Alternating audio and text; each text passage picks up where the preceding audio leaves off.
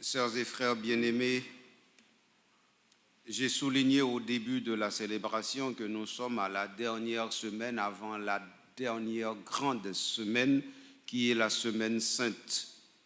Donc en ce 5e mercredi de Carême, mais à la 6e conférence, nous voici devant le Seigneur pour contempler la majesté de son amour à travers l'éloquente parole délivrée par l'évangile de Saint Jean.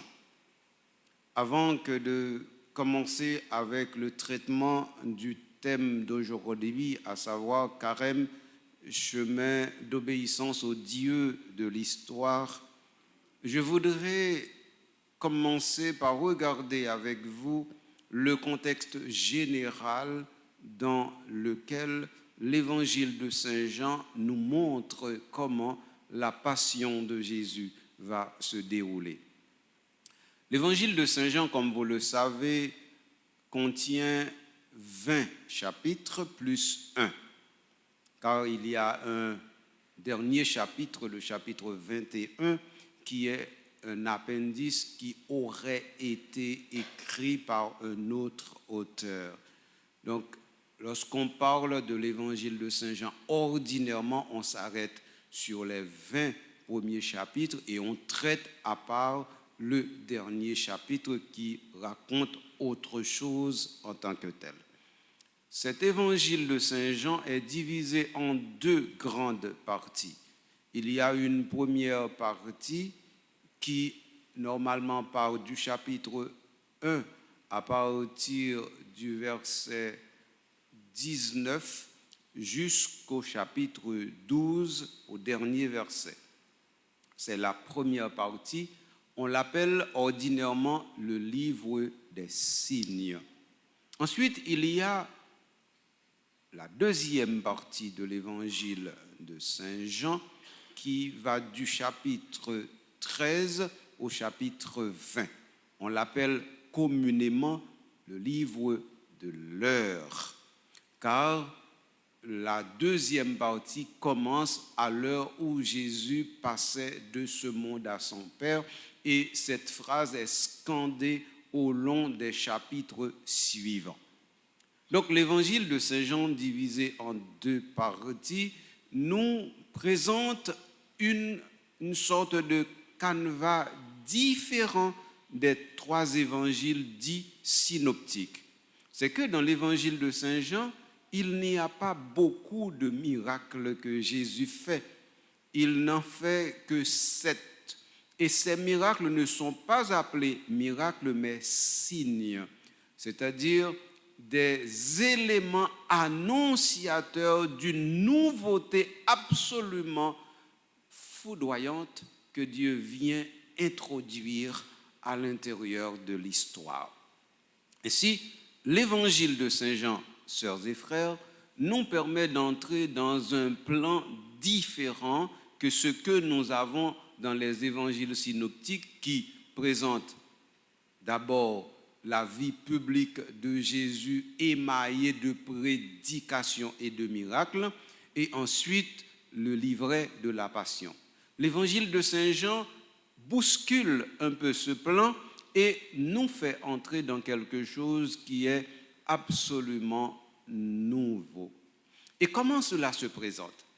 Il y a une introduction que nous appelons le prologue de Saint Jean. Ça prend du chapitre 1, verset 1 jusqu'au verset 18. Et ensuite, il y a une conclusion qui est une fausse conclusion parce que c'est un chapitre ajouté qui est formé du chapitre 21. Donc, entre le chapitre 21 et le prologue, nous avons l'évangile, comme je viens de le préciser. J'ai aussi souligné qu'il n'y a que 7 miracles dans l'évangile de Saint Jean, dont les 2 premiers se font au même endroit, à savoir à Cana de Galilée. Dans l'évangile de Saint Jean aussi, sœurs et frères, vous allez voir que le plan est très sobre à partir du chapitre 2. Quand Jésus est allé dans le temple, eh bien, il a fait le premier signe qui n'est pas un miracle, mais un signe annonciateur de sa passion, qui est la purification du temple. À partir de cet événement, la croix était plantée dans la vie de Jésus.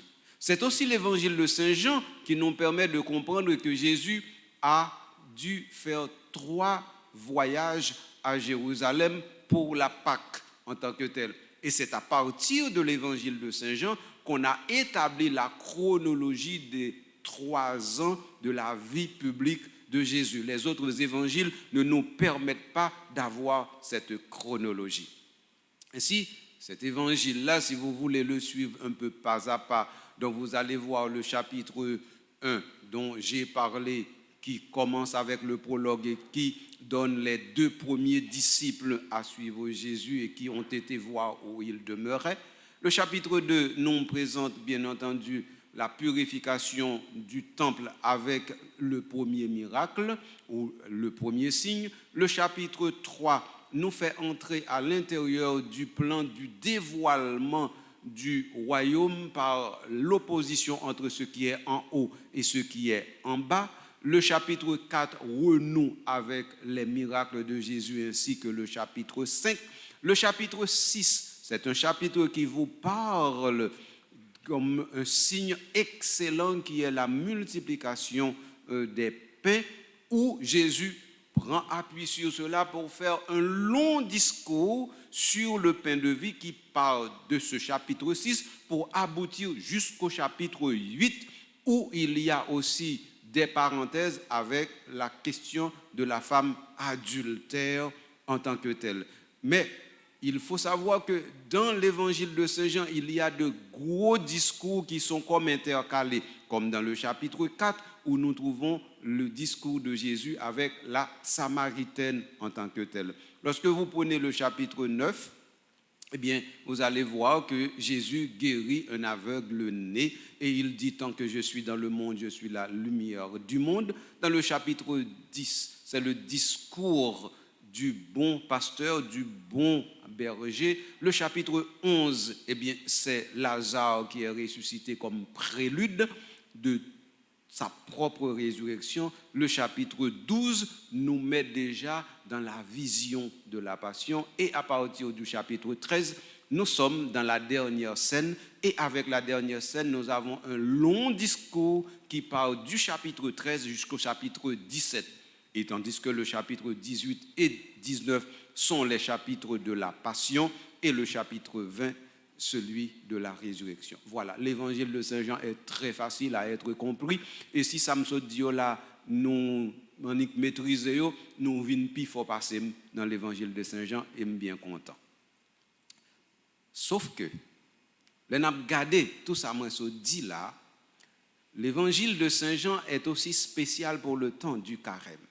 Car à partir de la 4e semaine du temps de carême, on lit systématiquement l'évangile de Saint Jean à partir du chapitre 3 jusqu'à aboutir au vendredi saint où nous lisons normalement les 2 derniers chapitres avant la résurrection, à savoir le chapitre 18 et le chapitre 19.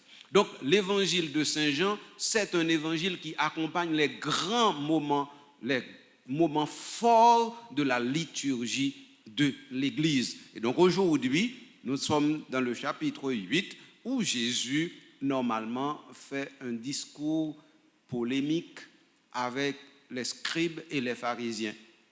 Donc, c'est à l'intérieur du discours sur le pain de vie que nous avons ce chapitre 8.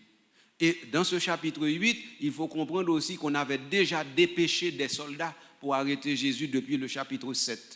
Mais ils n'ont pas arrêté Jésus, car ils se disent « jamais homme n'a parlé comme cet homme ».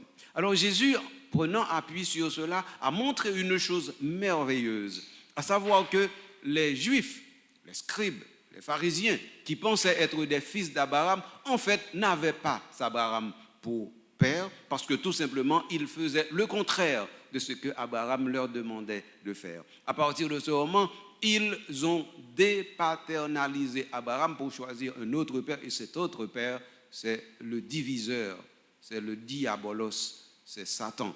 Alors, voilà comment l'évangile de Saint Jean aujourd'hui se présente devant nous. L'évangile que nous avions commencé par lire, disais-je tout à l'heure, depuis le chapitre 3, mais surtout à partir de la 4e semaine du Saint-Temps de Carême. Alors aujourd'hui, Jésus nous met en présence de la figure d'Abraham qui est vraiment le Père dans la foi. C'est-à-dire celui qui a fait le premier saut dans l'histoire de l'humanité pour dire qu'il y a une dimension en nous, une connaissance en nous qui est plus importante que l'expérience ordinaire, à savoir la foi. Donc il ne faut pas opposer la foi et l'expérience, mais en regardant l'expérience que nous pouvons avoir dans la vie de chaque jour et la foi, nous voyons ces deux choses totalement différentes qui peuvent se compléter, mais s'il fallait choisir, dans le cadre de la religion et donc dans le cadre du christianisme et surtout dans l'Église catholique, il faut choisir la foi parce que la foi est plus certaine que l'expérience. On peut se tromper dans une expérience et on peut se tromper avec l'expérience, mais la foi ne déçoit jamais comme l'espérance et la foi ne trompe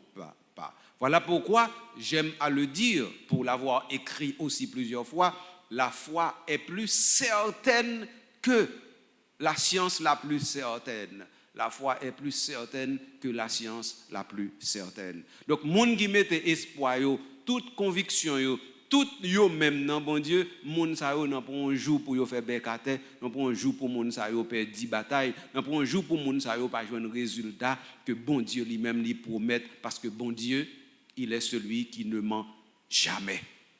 Jamais. Donc, voilà comment j'ai souhaité cadrer pour vous, contextualiser pour vous le fait que la liturgie d'aujourd'hui met devant nous Jésus qui parle d'Abraham, le Père dans la foi, en correspondance avec la vérité, comme pour souligner, si nous ne sommes pas dans la vérité, eh bien nous sommes absolument dans le mensonge. Et nous savons que le mensonge ne peut produire que le crime, l'horreur, la malversation, la corruption et tous ses acolytes. Donc, mieux vaudrait et mieux vaut, sœurs et frères, demeurer dans la vérité et dans la foi. Si nous sommes là, enracinés à l'intérieur de la foi et de la vérité, nous n'avons rien à craindre.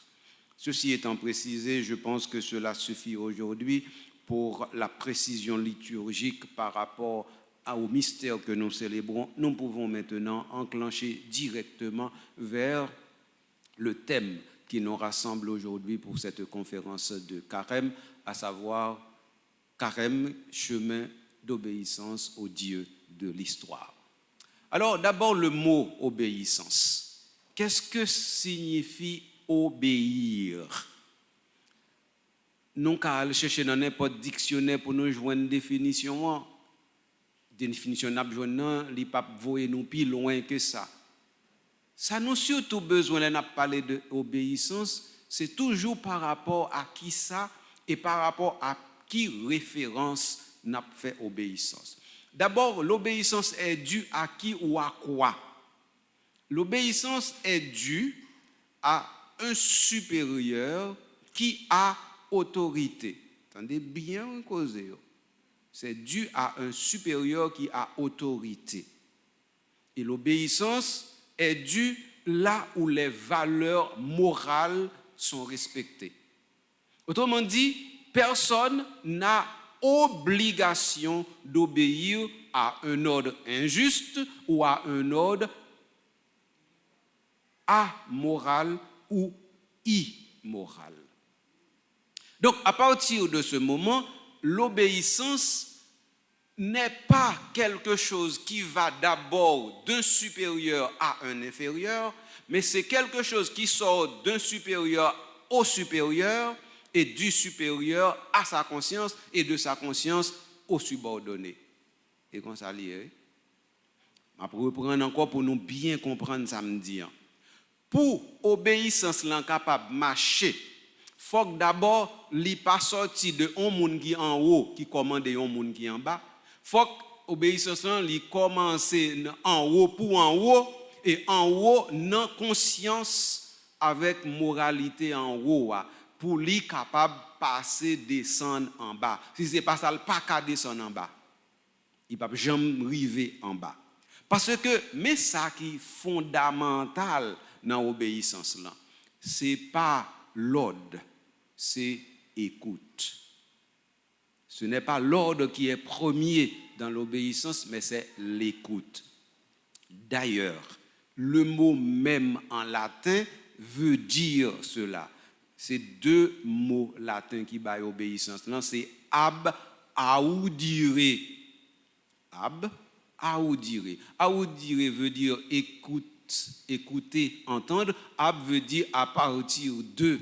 Donc, ça veut dire, l'obéissance veut dire écouter à partir d'un lieu. Mais qui a la première obligation d'écouter? Celui qui a la responsabilité de donner des ordres. Donc voilà pourquoi l'obéissance a son lieu en premier chez ceux-là qui donnent des ordres. Donc si celui qui donne des ordres ne sait pas obéir, il ne peut pas, il n'a pas de légitimité pour passer des ordres.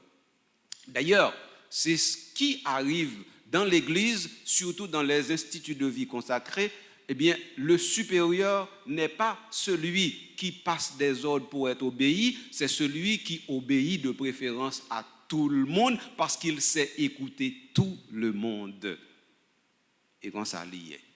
Donc, maintenant, dans notre carême, quand nous parlons de l'obéissance, quand nous disons que c'est un chemin dans notre carême, et que l'obéissance maintenant doit avoir deux fondamentaux que j'ai soulignés tout à l'heure, à savoir l'autorité et ensuite la moralité, je voudrais très brièvement expliciter cela pour vous pour que vous compreniez. Un monde qui veut écouter, c'est un monde qui connaît écouter. Et un monde qui connaît écouter, c'est un monde qui connaît suspendre parler pour entendre on l'autre qui a parlé. Parce que si on parler ou pas écouter. Et si l'autre l'a parlé, faut qu'on écoute. Et si on parler, faut l'autre l'écouter. Donc obéissance là nous il y a un rapport avec écouter, donc avec parole, parce que sous écouter c'est parce qu'on l'autre a parlé. Alors maintenant, non, qu'à pas nous comme chrétiens et chrétiens catholiques, ça veut dire obéissance. Ça veut dire écouter bon Dieu qui a parlé. Or, qui ça qui fait que nous écoutons bon Dieu? Parce que bon Dieu dit la vérité.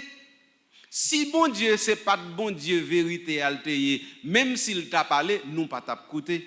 Et ça fait que les gens qui parlent, nous pas occupés, nous disons ces paroles vaines parce que nous connaissons, eux-mêmes, ils sont professionnels dans le menti. Donc à partir de ce moment, la première chose qui fait que l'obéissance a une assise, c'est le fait de savoir écouter celui qui parle, parce que celui qui parle, parle à partir de quoi? À partir d'une source. Et c'est pour ça que j'ai parlé de l'autorité. Et qu'est-ce que c'est l'autorité? Allez dans le mot, dans son étymologie en latin. Autorité, ça vient de autor. Autoris qui signifie source, qui signifie auteur. Donc, ça veut dire, quand on dit que quelqu'un a autorité ou bien a de l'autorité, ça veut dire que c'est quelqu'un qui parle à partir, non pas des fontaines ou bien tuyaux au côté de l'eau à tomber, mais qui sortit dans source là. Donc, c'est ça, veut dire source là. Source là veut dire que Sawab Dia, il n'est pas sorti de l'autre monde, il est sorti de où et où même, où c'est une source. Donc, si pas source, c'est fontaine ou ça veut dire ou prendre de l'eau à non source, donc de l'eau à li ka sale, l'eau à baili parce que li ka passer par plusieurs canaux qui fait que l'elle rive dans fontaine ou bien dans tuyau à baili a li gen doit sale, tant coup ça nous joine dans camé pas dans dîner pas.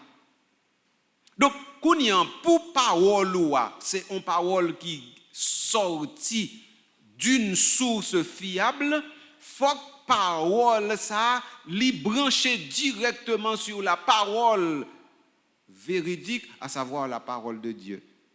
Donc qu'on y est ensemble avec frère nous comprenons bien premier aspect dans la question obéissance qui est lié directement à l'autorité. Donc et ça fait nous ouais que en bon côté pas seulement dans le pays nous mais dans le pays nous pire raide nous voyons bon monde il y a pas gain autorité du tout parce que ça y a dit li pas branché sous la vérité. Et donc, s'il n'est pas branché sous la vérité, donc, il n'est pas vrai. Et s'il n'est pas vrai, donc, il c'est mensonge. Et s'il c'est mensonge, il n'est pas sous, donc, il n'est pas fait autorité. Et donc, mon doit avoir pouvoir, il va avoir autorité. Donc, c'est ça, nous jouons dans le pays, nous surtout, nous jouons dans bon monde, ils sont chargés avec pouvoir, mais ils n'ont pas de petit cal autorité. Ça veut dire, depuis qu'ils parlent, ils ne prennent pas au sérieux, ils déjà connaissent ces gens qui dit bagaille qui sans sens. Sauf que, nous-mêmes, responsabilité par nous, c'est toujours établir différence entre vérité et mensonge, et donc entre autorité et pouvoir.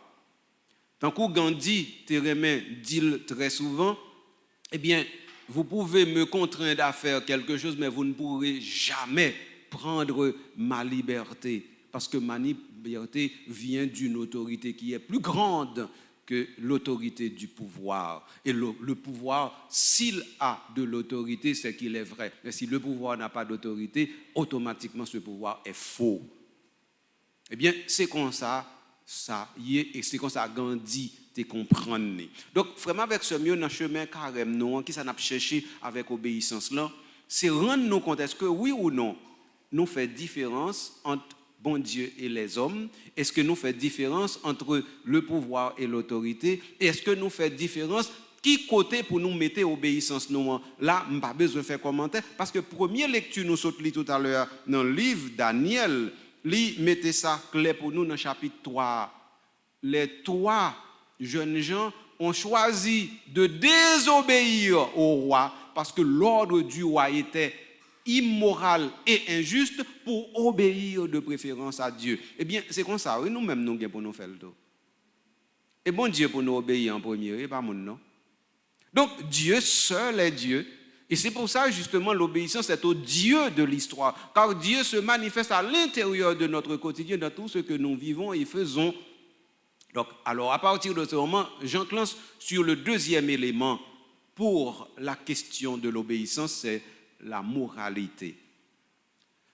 L'exemple le plus connu pour la moralité de l'obéissance, c'est la mort de Jean-Baptiste. On nous dit que la fille d'Hérodiade a dansé devant Hérode. Hérode était tellement content qu'il disait à cette fille, cette jeune fille, quel que soit son mandé, ma baoule. Et la jeune fille a été trouvée sa mère, et sa mère a demandé la tête de Jean-Baptiste. Et on dit nous que, ouais, parce qu'elle t'a fait serment devant les grands du royaume, pour le pas honte, li voyer couper tête Jean-Baptiste et puis li bail jeune fille en bail maman. Alors Hérode pas de gain pour le honte ni pour te voyer touyer Jean-Baptiste parce que l'ordre que li te recevoir avec promesse là yo tombé parce que yo pas de morale tout simplement. Autrement dit, c'est avec frère mio, si on moun dit nous comme ça pour touyer maman, touyer papa ou de respecter frère sœur l'autre ça yo ou pas gain poursuivre. Si on moun do comme ça al touyer, al racher ou pas gain pour obéir l'autre ça yo, quel que soit moun qui bail liya, quel que soit moun qui bail liya, quel que soit moun qui bail on l'ordre injuste ou pas gain responsabilité obéir à l'ordre injuste là. Parce que faut qu'on fait différence entre bon Dieu et moun.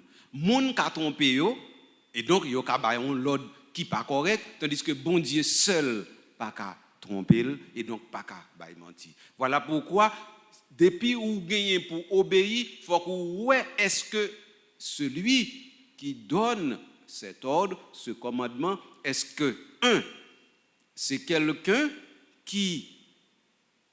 dont la moralité est clairement établie dans la justice, et en deuxième lieu, est-ce qu'il est la source de la chose dont il est question.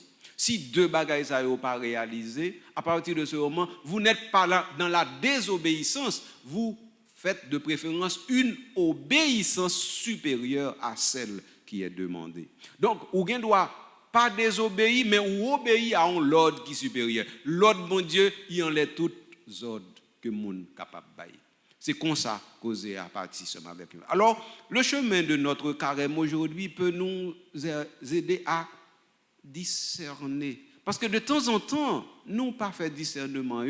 Parce que de temps en temps, nous fait confusion entre ce qui est éternel et ce qui est temporel. Donc, non seulement il y a l'éternité et ce qui est temporel, mais il y a aussi ce qui est temporaire. Il y a des situations que nous vivons dans la vie, nous comme peuple, comme haïtiens, comme haïtiennes, eh bien, situation ça a tellement mangommé que nous pensons que la situation ça a prêté pour tout le temps. Mais pourtant, ce sont des situations temporaires. Yo gen pour yo passer. Nous pas gen pour nous rester dans la misère sans nous pas jamais sortir là-dedans parce que moi dis nous ça, bon Dieu pas créé nous pour misère. Il créé nous pour la vie et la vie en abondance comme c'est dit dans l'évangile de Saint Jean au chapitre 10 verset 10. Donc à partir de ce moment, c'est à vous, sœurs et frères, d'exercer votre obéissance dans le sens du discernement de la loi suprême. La loi suprême, ça vient de Dieu. Les autres lois sont secondaires. Dans toute situation, pays a vivre comme Kachumboumbe, côté mauvais l'ordre a passé pour moun faire mauvais bagay, nous pas concernés. Nous concernés seulement avec ce qui est vrai, ce qui est moral, ce qui est correct, ce qui est juste. À partir de ce moment, vous avez un dissensus imparable qui est obéir à Dieu plutôt qu'aux hommes. Obéir à Dieu plutôt qu'aux hommes, c'est ce que nous trouvons dans le livre des Actes des Apôtres au chapitre 4 et au chapitre 5, où les apôtres Pierre et Jean ont dit « Mieux vaut obéir à Dieu que d'obéir aux hommes ». Eh bien, frère Maxime, nous-mêmes tout, nous avons retrouvé dans la même situation, ça, au côté, nous obligés de choisir obéir bon Dieu au lieu de nous choisir obéir monde. Parce que bon Dieu, il est plus sûr, il est plus bon partenaire, passer l'autre partenaire. Et ça fait ça, oui. Parce que c'est celle bon Dieu qui a bon la vie qui ne peut jamais finir. Personne ne peut pas bon la vie qui ne peut jamais finir, non? Personne, même s'il t'a promis tout 14 cabizoton, il ne peut pas jamais empêcher de mourir, non? Personne, même s'il a bon 14 cabizoton, il ne peut pas foutre empêcher de souffrir dans le cœur si vraiment il y a un bagage qui a mangé dans le cœur. C'est seul bon Dieu qui résout une série de problèmes. Seul bon Dieu. Donc, alors, il faut établir ce discernement dans vos vies, sœurs et frères, à savoir qu'il y a les hommes qui peuvent se tromper et souvent se trompent, et en Haïti se trompent trop facilement s'ils ne mentent pas, et Dieu qui ne se trompe jamais et qui ne ment jamais. Donc c'est ça que Carême a proposé nous aujourd'hui pour nous le faire comme travail sur nous-mêmes. Et c'est comme ça nous pourrons continuer dans le chemin construction d'un l'autre pays, d'un l'autre l'église, d'une l'autre communauté, tant que nous connaissons, et j'aimerais dire là, côté nous capables de tourner frères accès, côté nous capables de tourner voisins ensemble avec voisines. Si ce n'est pas ça, nous bâtis, nous pas de chance, rien, n'a pas dit ni sac, ni crabe. Donc décidez aujourd'hui pas obéir à l'ordre qui sortit dans le pouvoir qui est légitime. Deuxièmement, choisis plutôt obéir bon Dieu au lieu d'obéir monde. Et troisièmement, choisis pour nous ces frères avec l'autre là pour nous pas ennemis. Quatrièmement, choisis habiter une communauté côté monde qui beaucoup là lycée voisin, lycée voisine. C'est le chemin solidarité ça qui permet nous grandir tout bon vrai non seulement dans le temps carême nous mais dans le temps Pâques qui vient pour le venir.